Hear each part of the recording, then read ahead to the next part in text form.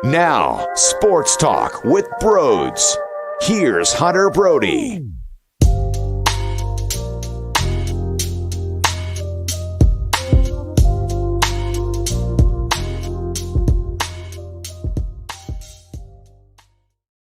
What is going on, everybody? Welcome on into Sports Talk with Broads. It's a football Friday. This time, though, we're doing it at 9:15 at night. What does that mean? It means we're going to have a damn cold one, okay? Because, seriously, I'm sick of talking about this game.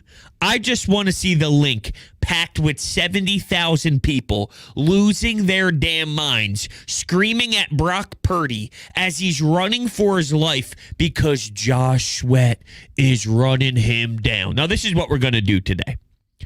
I have a ton of questions from you on the Anytime Hotline. We're basically going to play a ton of them, and yeah, I'm going to react. That's what we're doing tonight. Let's take a nice fat swig of a cold beverage because God knows I need it. It's been a long, long week. It's been so much. The best show ever, 4 hours. Then we come home to Broads Media. We'll rip through another half hour. Lather, rinse, repeat for a whole damn week. What do I want? I want to go kick some ass, dude. I want to go kick some 49ers ass so we can talk about a damn Super Bowl, and we'll be breaking down who we're going to see. Cincinnati, Joe Burrow, or Kansas City, and damn Patty Mahomes limping on one leg. So, all right, look, here we go. We got it. Here we have it.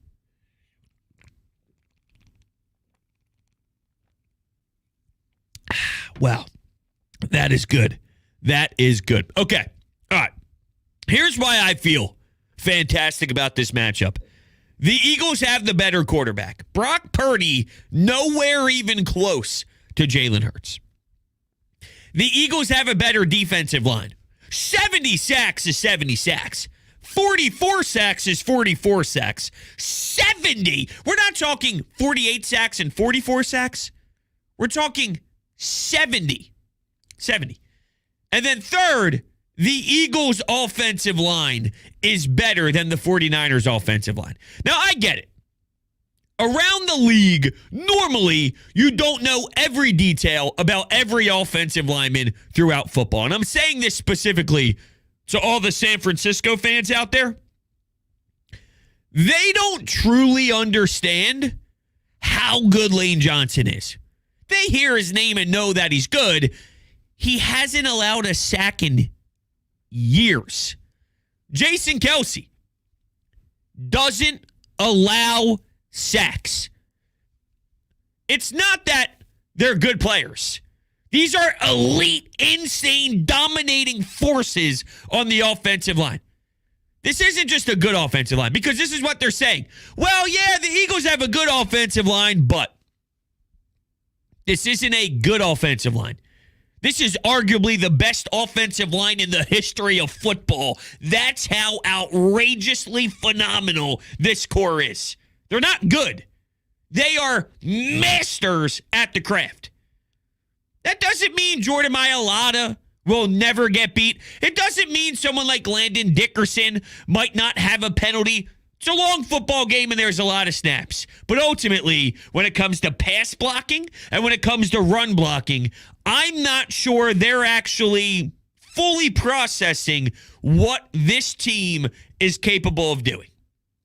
Plus, there's area in the passing game to get A.J. Brown involved, to get Devontae Smith involved. And oh, by the way, Quez Watkins, believe it or not, I think he has a chance to have a home run hit. Now, previously in this week, someone brought up Kenneth Gainwell, and they asked who was going to be the next Kenneth Gainwell. And I talked about this before, but I said, it's probably just going to be your top dogs. Kenneth Gainwell having a Kenneth Gainwell-type game last week, having 100-plus yards. I'm not going to rely on someone having that big jump that wasn't really a part of the thought, right? But with that said, there's going to be a lot of emphasis on what A.J. Brown can do. Of course, that means Devontae Smith can do some damage too. But eye discipline in the secondary, looking at a possible safety. Maybe there's an issue on a play. The home run hit. For Quez Watkins, he doesn't take over games with 9 catches. He doesn't have 7 catches for 100-plus yards. But what he can do is one play, one big catch. 70 yards, flips the field, bang. You fall asleep, he sneaks behind you. You're focused on AJ. You're focused on Dallas Goedert. And Quez Watkins says, yo, fellas, just keep an eye out. Something tells me I have some tingles going that Quez Watkins can be there for a play. There'll be a play for Quez. I really think it's going to happen. But, man, here's what upsets me a little bit. It upsets me that there are some Eagles fans, so the crew of ourselves, people in our community, in our Eagles family, they're afraid. They say, you're overconfident. Don't overlook the 49ers. I'm not overlooking the 49ers. They are a great team. But if you're the first seed in the NFC, the number one seed, who earned the bye, who has an MVP-like quarterback, who has the better offensive line, the better defensive line, the better secondary, Purdy's going to be looking at James Bradbury. He's going to be looking at Darius Slay, Avonte Maddox, who's back, and C.J. Gardner-Johnson, who can go back to being a ball hawk in that secondary as a safety. They're better in every area. It doesn't mean the other team's bad in other areas, but the Eagles won how many games this year?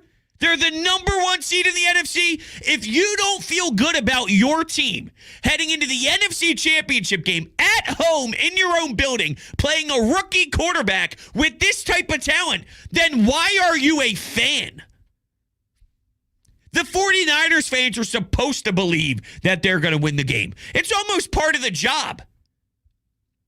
There's times where you know you're a clear underdog. For example, the Phillies facing the Astros, we knew the Astros were better.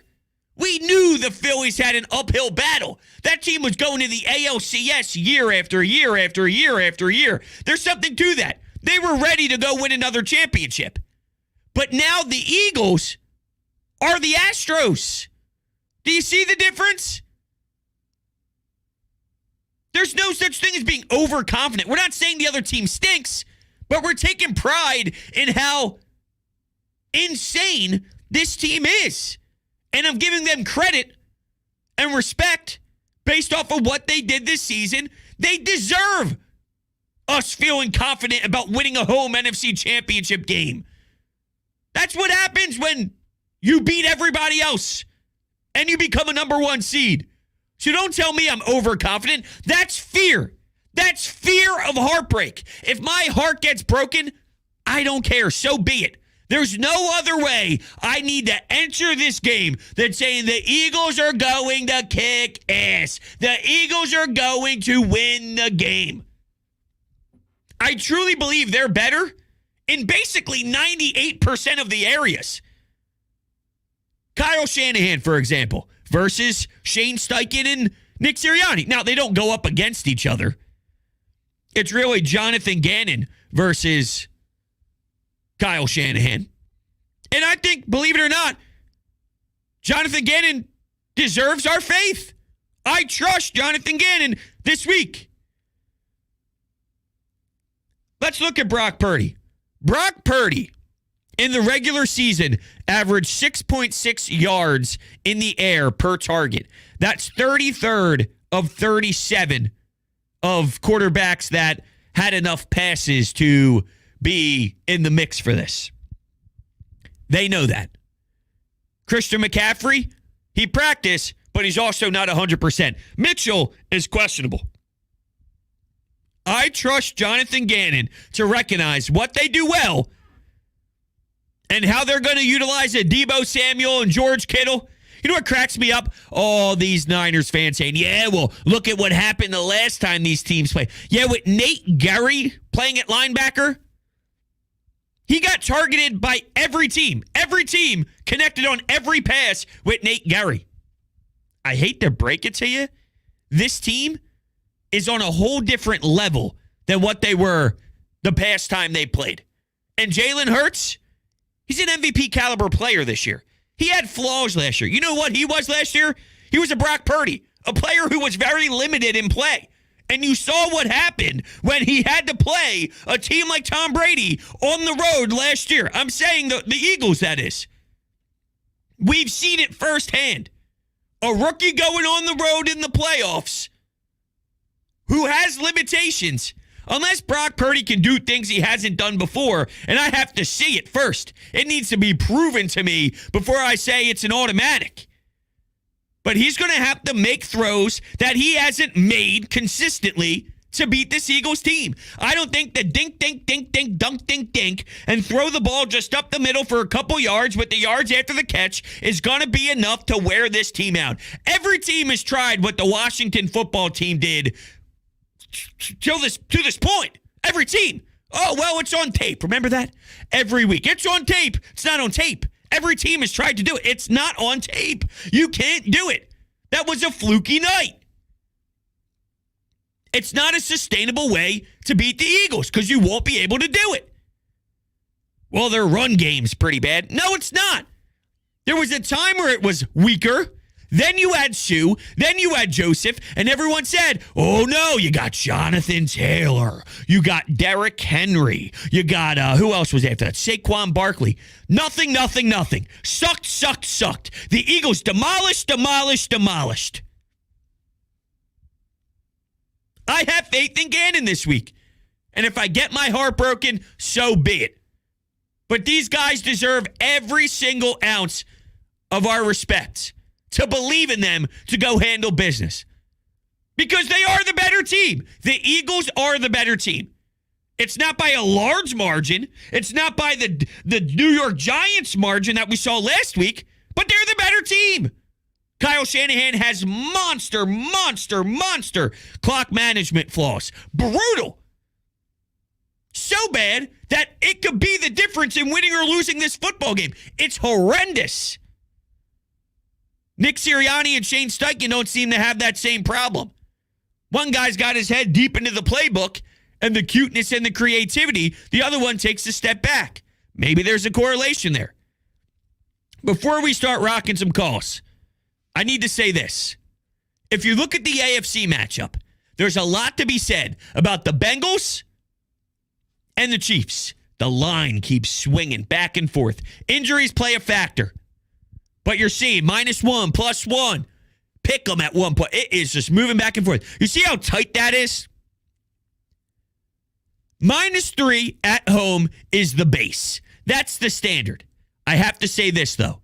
In the postseason, -3 at home in an NFC Championship game is a thicker -3. It's a more powerful -3 because it's the NFC Championship game. It should be 1, 1.5, +1, -1, 3.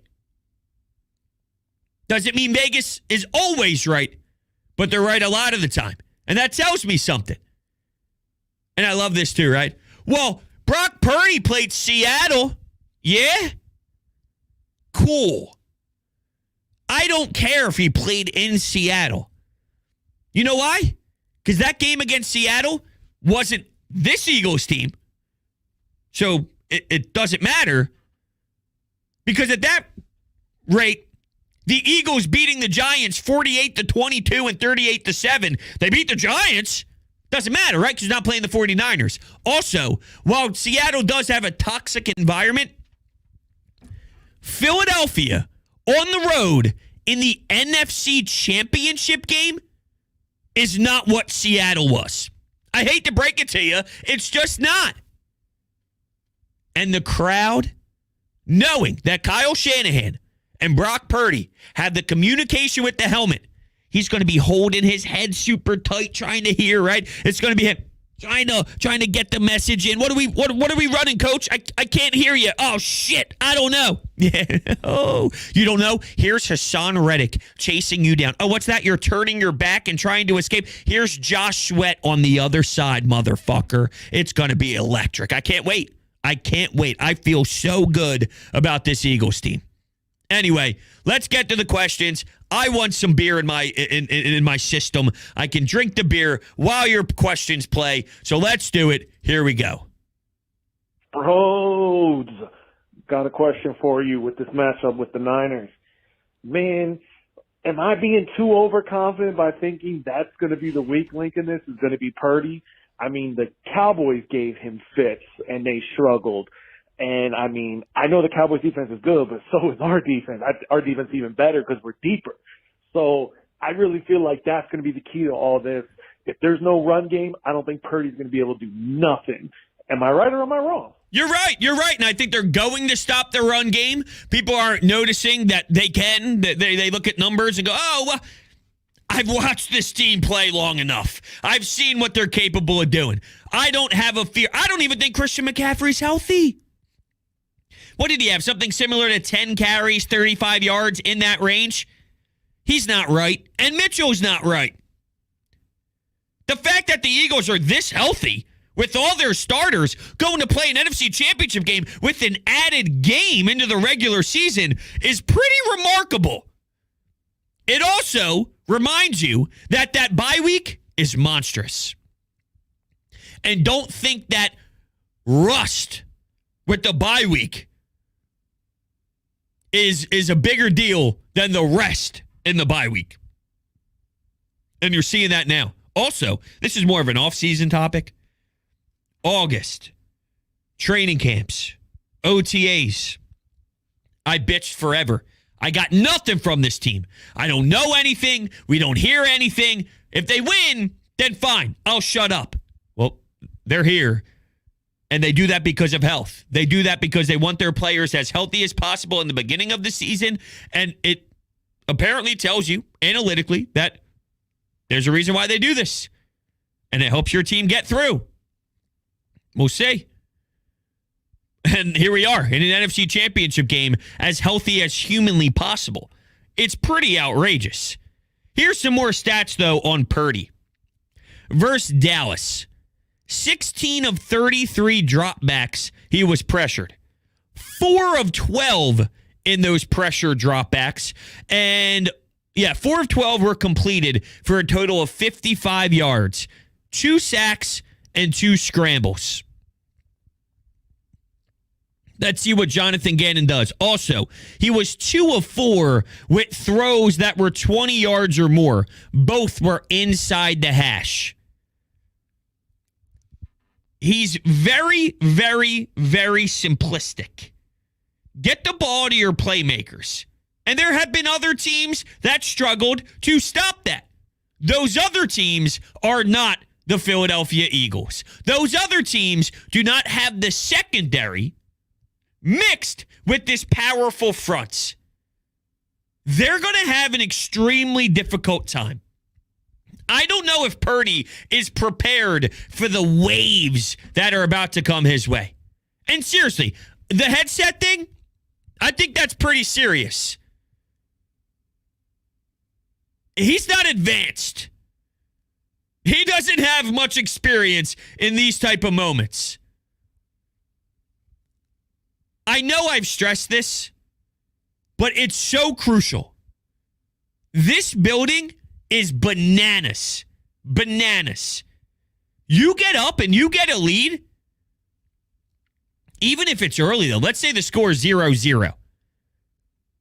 Eagles win the toss, they defer. They kick the ball off. San Francisco gets the ball after they have a touchback. First play. Gain of 1 yard. Nice stop. A good stuff. Basically at the line of scrimmage. 2nd and 9. Here's Purdy, and the Eagles are bringing intense pressure. He gets sacked. It's 3rd and 15. What do you think that place is going to be like? He's going to go, oh, shit. Shit. Shit. This is going to be a long day. A long day. And I believe that's what's going to happen. So to answer the caller's question about Purdy, you have I'm not going to say an extremely experienced quarterback in Jalen Hurts, but this dude's just different. And he's got a whole year under his belt. And remember, he was here with Doug too. So he had time with Doug. He had the full season with Sirianni. And now he's at an MVP caliber player. and he's at home against the NFC. We had a 49ers fan call in today and try to convince us that all the pressure is on Jalen Hurts. No, it's not. This guy doesn't know what pressure is. This guy, his motor isn't even relatively close to any other athlete that we see. Maybe the 0.01% of athletes. You think this guy folds under pressure? Last year he wasn't good enough. He got beat by a more experienced Todd Bowles, a more experienced team. He was supposed to lose last year. But when it comes to pressure, you don't know anything about Jalen Hurts if you think that he's going to crumble and there's more pressure on him. I think there's more pressure on an inexperienced rookie quarterback. Now, you could say from a broad sense he's playing with house money, but I'm talking more about the fact that when you're in the moment and things start to really suffocate you, and it seems like the game's going faster, so your mind can't process it all, and it's almost like you're in a room and the walls start to collapse. Well, as the time keeps ticking, you still have to finish that out. So when the season's all said and done, the 49ers I can't believe we got to the NFC Championship game with the Brock Purdy, the last pick in the draft, who made some nice noise there and gave us a little bit of fun. Yeah, you can look at that overhead view, no doubt. But I'm talking about the first quarter, second quarter, third quarter, fourth quarter. There's no escaping that moment. And from that standpoint, when the Eagles have a lead, there's way more pressure on him to make throws that he's not comfortable making. I haven't seen him make the throws that Super Bowl caliber quarterbacks make during a playoff run. And until I see it, I won't believe it. All right, next call. Hey, bros, first time caller here. I just want to get your reaction on what do you think is going to be the biggest part in an Eagles win on Sunday? I'm going into this game very confident. I really think they have a really good shot at winning this game. I think it's going to be a little closer than the Giants game, but I feel like they'll still be able to pull out a double-digit win, even though the 49ers are a good team and they have a good defense. I feel like our run game will still be able to get going, and our line will be able to control their defensive line. I agree with that. I absolutely agree with that. You asked, and thank you so much for the call. You asked if, what I thought, right? I think it's got to be everything. I really do. Now, I lean towards the defense making Purdy extremely uncomfortable, but the offense got to click too. You're in the NFC Championship game. It's going to take the whole entire crew. So what is it going to take? It's going to take everybody. You're going to have to play a fantastic game on the offensive side, on the defensive side, and on special teams. You can't have a lot of mishaps. Let's talk about that offensive line neutralizing the D-line real quick. So, this is courtesy of Jimmy Kempski, who covers the Eagles for the Philly Voice. He brought up in his article Bosa. Bosa's going to do something in this game. He'll make a play. But if you look through his sacks this year and just players he went up against, I just want to be very clear. He's going to make a play. There's going to be a play, a possession where they key in on Bosa and say, this is why he's a special player. Because he's a damn good player. But he went up against 6 backups, 2 rookies. Some of his sacks came when he was just completely unblocked. This offensive line doesn't have backups. This offensive line, while some young players in Landon Dickerson and all, they don't have the same level of players or the lack thereof when it comes to talent than some of these other players that he generated his sacks against. To be fair, Josh Sweat, Hassan Reddick, their sacks came against players with probably at times a backup lineman.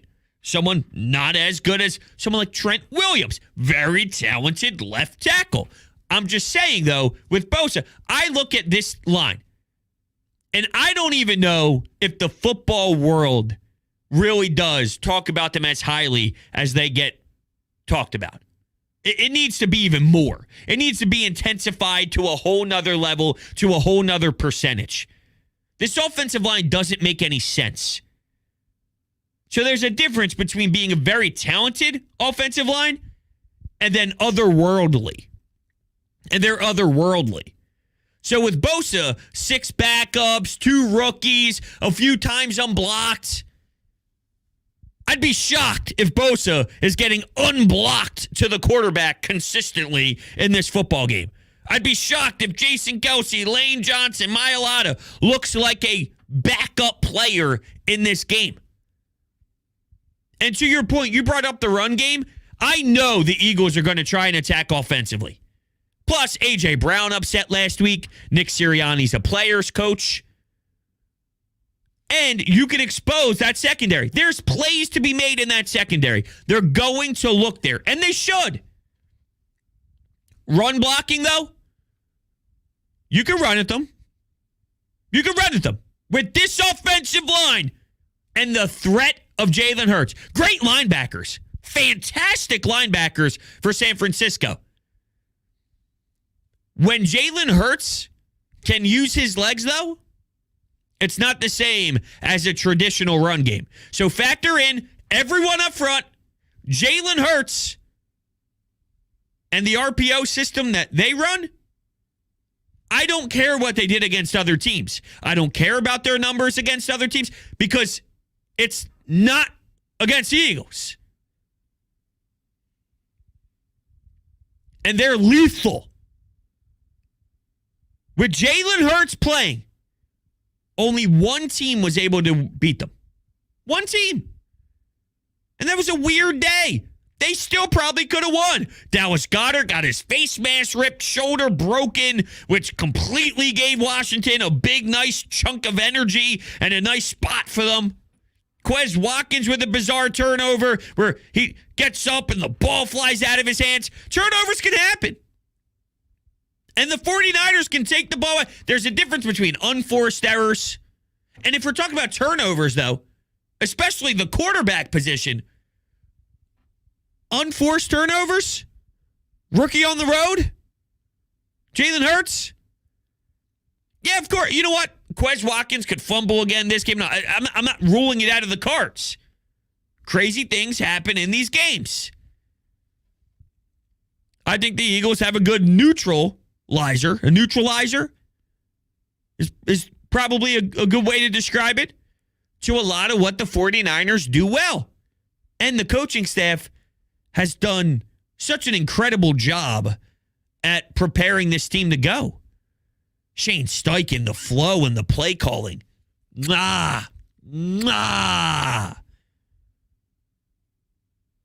What's next? All right, Hunter, I got a question for you. Defensively, coming into this matchup, I think the game plan is pretty much a carbon copy of the Giants' game plan. You stop San Francisco's running game as much as possible. You force Purdy into second, third, and long situations. But my question to you is, how would you attack their defense? I think statistically that San Francisco is pretty good against the run, but weak against the pass. Do you come out pass happy, or do you try to run early enough to at least keep them honest? That's what I think they need to do. At least sprinkle some runs in there, even if you're not getting a lot of yardage at first. In the second half, I think things will open up. Well, I think you focus on the passing game for sure.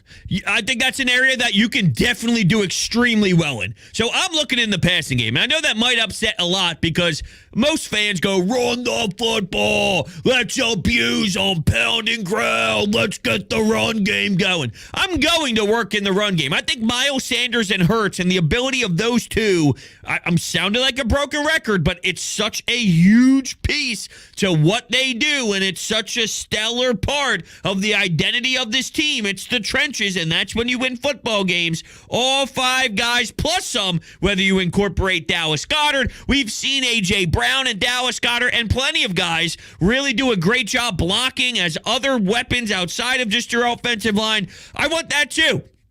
And I wouldn't be against the statement at some point, letting them know, oh yeah, it's going to be deeper than that. It's going to be more depth in that. It won't just be pass, pass, pass. You're going to have a long day out there on the defense because we're going to run in your direction. We're going to attack you on the ground. Most teams might be afraid. We're not afraid. Most teams might get nervous. We're not nervous. So, I want to incorporate that run. But you ask me right now how to attack their defense? A.J. Brown, Devontae Smith. There's something in that pass game that can exploit their secondary. And that's where I think they go. And that's where I think they should go. That's the beauty of this team. They can kill you in so many different ways. They can beat you wherever your hole is on the team. If there's a team that can't stop the run, if there's a team that allows your tight end to go off, if there's a team that you can torch in the passing game, the layers to their offense is so deep that they'll find a way. They'll get the ball where they need to get the ball. They'll target who they need to target. They'll operate every single week. It was different, depending on their opponent.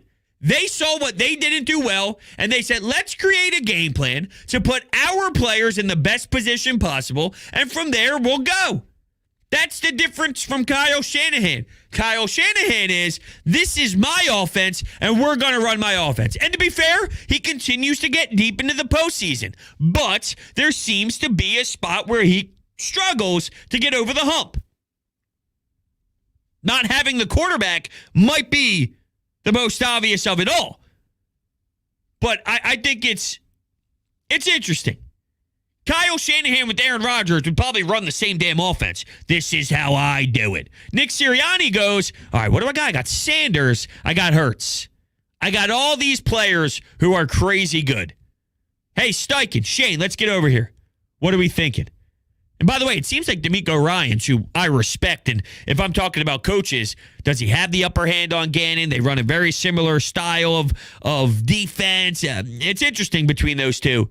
But this is more of a long-term conversation. Maybe Jonathan Gannon's back. He might be back. Because you know that Houston job was all JG. They love JG. Well, if DeMeco Ryans gets the nod, maybe JG's back. We might get another year of JG. At this point, I keep my mouth shut on everything because, well, we're here. And the game tape shows itself, and the 70 sacks tells you everything you need to know. But that's how I would attack the defense.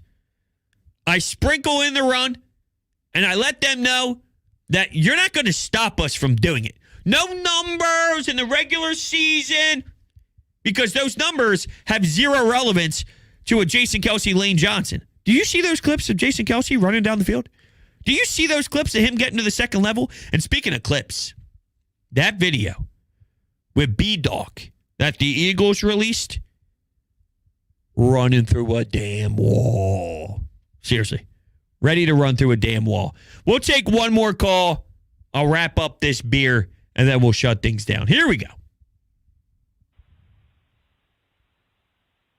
Yo, bros, what's good? Just want to get some thoughts on the NFC Championship Game on Sunday. If you ask me, the Niners have a great defense, and they have fantastic skill position players in Deebo Samuel and George Kittle. But if you ask me, the key to the game is going to be the battle of the trenches. And if you watched the Dallas game against the Niners last week, there were a lot of plays in which Brock Purdy was running for his life. And he has not faced a pass rush like we have. We have the best defensive line in the NFL. Check the stats. It's a fact. I'm expecting on Sunday, Nolan Williams, Josh Sweat, Javon Hargrave, Fletcher Cox, anyone else on the defensive line. They're going to have a big game. I'm not saying we're going to have a 7, 8, 9, or 10 sacks or whatever, but we're going to make Brock Purdy's life a living fucking hell. You're damn right. You're damn right we are. And it's going to be awesome. That's it right there. That's it. Does Brock Purdy have the testicles to fly from San Francisco to Philadelphia in this hostile environment and take this team down? I find it very hard to believe. You can talk the talk all you want, that it's not anything that will wow you. It's not anything that you can't handle until you're there. Well, the last time these two teams played. Well, this team has played in Seattle. One more time. I'll explain this to you. South Philadelphia in the NFC Championship game to go to the Super Bowl is like nothing you've seen before. It's not just words. It's not just saying it to say it. It's not just being biased. It's real. It's legitimate. Ask the 49ers, ask the Minnesota Vikings what it's like here with a chance to go to Arizona, with the chance for a trip to the final game of the season. It's something about how this team carries itself. It's something about the swag, which stems from the quarterback. Anita Baker, by the way, if you don't know much about her, go take a listen to what Anita Baker does musically. It's beautiful. That's what Jalen Hurts listens to. And that's you singing the national anthem. And there's something about that that's just such, oh man, it hits me a certain way thinking about the guy that Jalen Hurts is. I digress. That wasn't needed. But it was needed. Purdy's going to run for his life. The Eagles are better at the quarterback position, at the offensive line, at the defensive line. We'll summarize with the same thought I said to open up the show. And the secondary. And with a lot of the coaching staff. I think Sirianni and Steichen are better than Kyle Shanahan. Shanahan's deficiencies are going to sneak up on him again. The DC versus DC, flip a coin. I like D'Amico Ryans a lot. Regardless, I give the nod to the Birds. Won't go full blowout. I'll go 24-21. If the Eagles score 21 or more points, anything over 20. Now, I'm predicting 24-21. But I don't think Purdy is going to be able to put up an obnoxious amount of points in this building. I'm projecting 24-21. But I do think, depending on how the game plays out here, that anything over 20 for the Eagles offensively could be enough. Because I don't think that offense is going to produce a ton of points as long as the Eagles don't turn the ball over. If they turn the ball over and give Purdy short fields, that's a different story. But if you force him to go the length, if you force him to go 80 yards, 70 yards, 75 yards, 85 yards, if you pin them back, really? With those short throws all the way downfield? It hasn't been a recipe for other teams. I can't anticipate it automatically starting to become one. The -3 is a heavy -3.